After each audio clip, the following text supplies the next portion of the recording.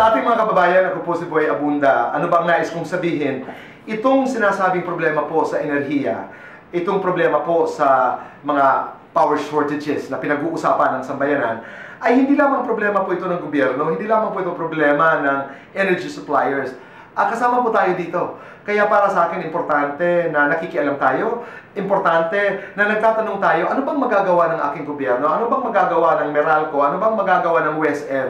Pero higit sa lahat, para sa akin, ano ba ang pinakamabilis na tanong? Ano bang magagawa ko? Kailangan meron tayong gawin. Ano ito? Kahit sa anong lingwahe, ang pagsasayang ng kahit anong bagay ay hindi maganda. Halimbawa, ikay naka-electric fan ng 24 hours. Ano ba naman yung hatiin natin ang araw kung hindi importante ang isang electric fan? A lot can be done by the people.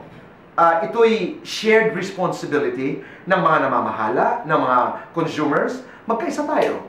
Magkaisa tayo para sa isang mas komportableng buhay dito sa ating bayan. Maraming salamat. Ikaw, anong tip mo? Follow and share on Facebook, Twitter, and Instagram.